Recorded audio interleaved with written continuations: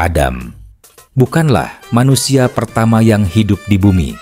Banyak sekali orang yang mengatakan bahwa Adam adalah manusia yang tercipta pertama kali di muka bumi, yang diciptakan oleh Allah tanpa perantaraan seorang bapa dan ibu. Memang Allah berkehendak dalam menciptakan segala sesuatu, tetapi dalam penciptaannya selalu melalui proses tahapan, tidak sekali jadi atau bim salabim. Kalau ada manusia yang mengatakan bahwa dahulu Allah menciptakan Adam dari tanah liat, kemudian ditiupkan roh lalu langsung jadi manusia, jelas pemahaman yang seperti ini sangat keliru, sebab ini sangat bertentangan dengan ketetapan Allah sendiri dan tidak sesuai dengan ilmu pengetahuan yang masuk akal. Kalau kita mau memahami dengan benar dan sesuai dengan kitab-kitab Allah dan ilmu pengetahuan, bahwa Allah dalam menciptakan alam semesta maupun manusia selalu dengan beberapa tahapan yang sama. Alam semesta dan manusia diciptakan dengan 6 tahapan. Alam semesta merupakan suatu kumpulan energi yang belum berbentuk apa-apa dan belum dapat disebut.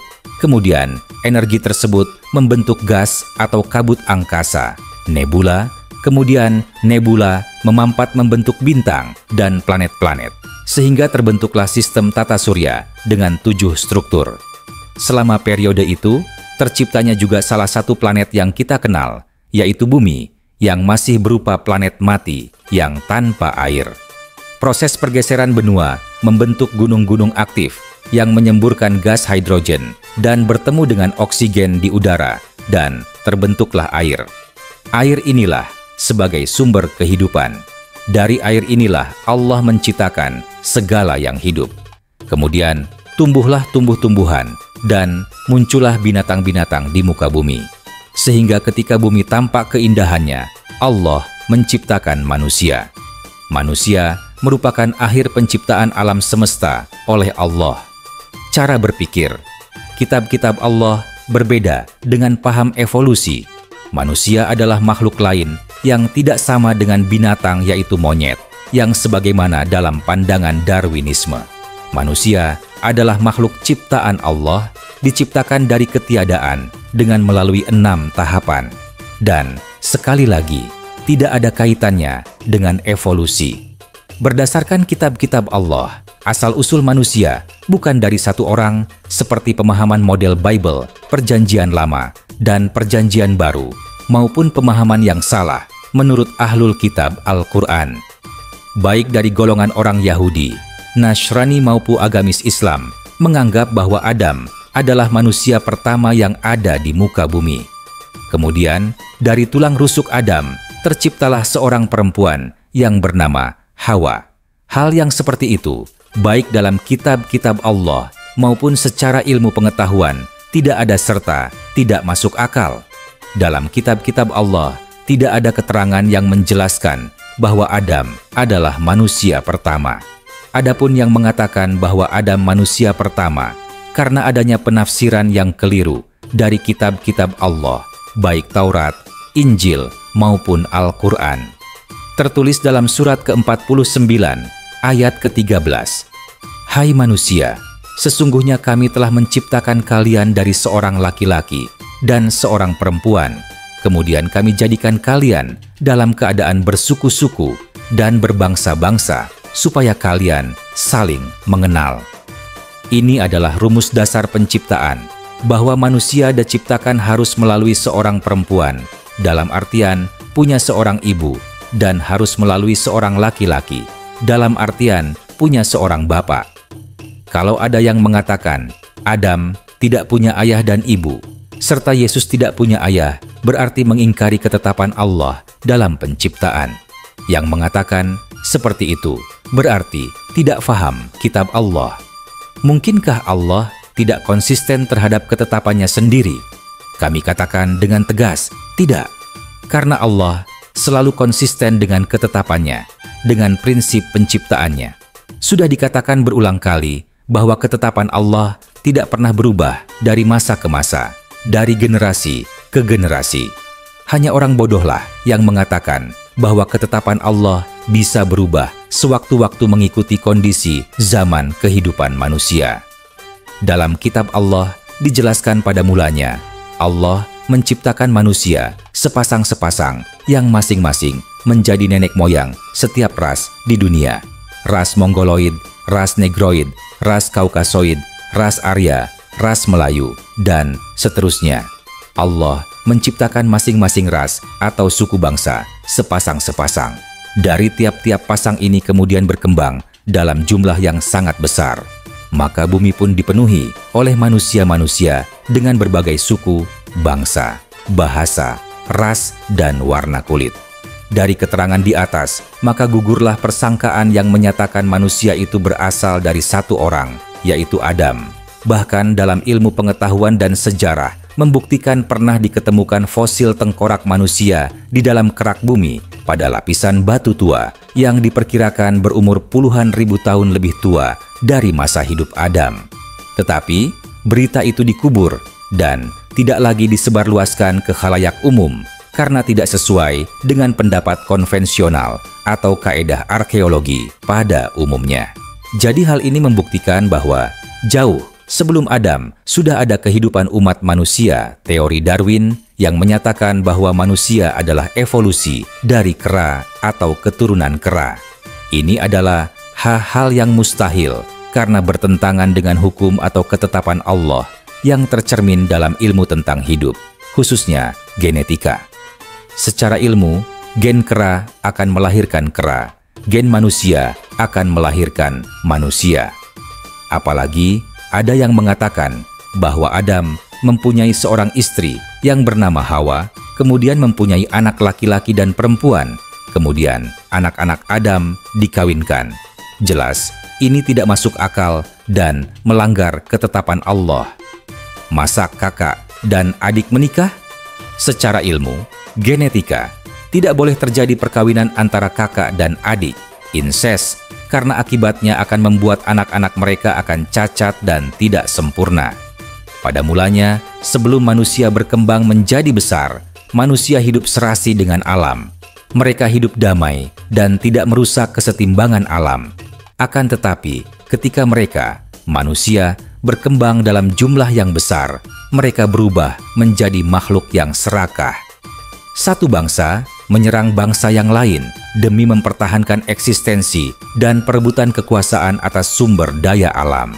Makhluk yang tadinya damai berubah menjadi makhluk perusak dan menumpahkan darah. Dalam surat kedua, ayat ke-30, dijelaskan, "Dan ketika Allah berkata kepada para malaikat, sesungguhnya Aku hendak mengangkat seorang pemimpin di bumi. Mereka berkata, mengapa engkau menjadikan seorang penguasa atau pemimpin dari kelompok makhluk yang suka berbuat kerusakan dan menumpahkan darah? Allah menjawab, Aku lebih mengetahui apa yang tidak kalian ketahui. Sebagian besar para ahlul kitab memahami ayat ini sebagai dasar bahwa manusia berasal dari satu orang. Padahal dalam kitab tersebut tidak ada yang mengatakan bahwa Allah hendak menciptakan seorang manusia, tetapi Allah akan mengangkat atau menjadikan Adam sebagai seorang pemimpin di muka bumi. Ini berarti bahwa sebelum Adam sudah ada manusia. Allah hendak mengangkat derajat Adam dengan menjadikannya seorang pemimpin di bumi atas manusia-manusia lain. Terhadap rencana Allah itu, malaikat menyatakan keberatan dengan berkata, Ya Allah, akankah engkau mengangkat seorang pemimpin di bumi dari kelompok manusia yang selalu berbuat kerusakan dan menumpahkan darah? Sedangkan kami beraktivitas dengan memuliakanmu dan mengkuduskanmu. Dari protesnya malaikat ini, kita bisa menangkap bahwa waktu itu para malaikat telah melihat kebiasaan manusia yang suka berbuat kerusakan dan berperang. Akan tetapi, Allah menjawab, Aku lebih mengetahui apa yang tidak kamu ketahui. Dari ayat ini bisa disimpulkan beberapa hal. Yang pertama, bahwa sebelum Adam, sudah ada manusia di muka bumi yang suka berperang dan menumpahkan darah. Yang kedua, Adam akan dijadikan seorang pemimpin di muka bumi. Tentunya, ada suatu komunitas manusia di bumi pada zamannya Adam maupun sebelumnya. Yang namanya pemimpin harus ada rakyatnya. Apakah mungkin seorang pemimpin tidak punya rakyat yang dipimpin? Jadi demikianlah, sebelum Adam sudah ada manusia yang suka berbuat kerusakan dan kejahatan. Oleh sebab itu, Allah menjadikan Adam seorang pemimpin umat manusia di bumi untuk menegakkan hukum Allah agar manusia menjadi makhluk yang baik dan benar, sehingga bumi menjadi damai sejahtera dalam naungan kerajaan Allah. Adapun lokasi Adam dilahirkan atau pusat kekuasaan Adam adalah di daerah Babilonia yang dikenal sebagai Taman Eden, karena Babilonia pada masa kepemimpinan Adam begitu indah, damai, dan sejahtera bagaikan di kebun Allah. Adapun dalam kitab Allah yang lain dijelaskan bahwa Adam berada di Taman Eden, di mana tempat tersebut terdapat sungai yang mempunyai 4 cabang, yaitu Pison, Gihon, Tigris, dan Eufrat. Para ahli kitab Taurat maupun Injil mengatakan bahwa Adam berada di surga yang ada di alam angan-angan. Sebenarnya, maknanya bukan demikian, akan tetapi maksud dari ayat tersebut adalah menggambarkan sungai yang mempunyai 4 cabang, yaitu sungai Pison, Gihon, Tigris, dan Eufrat. Daerah tersebut adalah daerah Babilonia atau Irak. Jadi jelas bahwa Adam bukanlah manusia pertama di muka bumi yang diturunkan dari langit, tetapi Adam adalah pemimpin pertama umat manusia yang ada di bumi yang diceritakan dalam kitab-kitab Allah. Sehingga dapat disimpulkan bahwa Adam mempunyai bapak dan ibu, sebagaimana halnya manusia pada umumnya yang diciptakan melalui 6 tahapan dalam proses penciptaan, yaitu dari peleburan antara sel sperma dan sel telur yang disebut zigot, kemudian berkembang menjadi blastosis yang merupakan cikal bakal embrio. Selanjutnya menjadi segumpah daging yang akhirnya dilengkapi tulang belulang dan otot, yang pada akhirnya menjadi janin yang sempurna dan lahir menjadi manusia. Allah berfirman, "Sesungguhnya banyak dari para kisah nabi dan rasul serta orang-orang terdahulu yang tidak dikisahkan dalam kitab Allah." Kisah para nabi dan rasul dari Adam sampai Muhammad diceritakan semua dalam kitab Allah. Nah, kalau ada yang tidak dikisahkan dalam kitab Allah, berarti hidupnya pada zaman sebelum Adam. Pada kitab Kejadian 4, 14-15, "Engkau menghalau aku sekarang dari tanah ini, dan aku akan tersembunyi dari hadapanmu, seorang pelarian dan pengembara di bumi. Maka, barang siapa yang akan bertemu dengan aku, tentulah akan membunuh aku." Firman Tuhan kepadanya, "Sekali-kali tidak.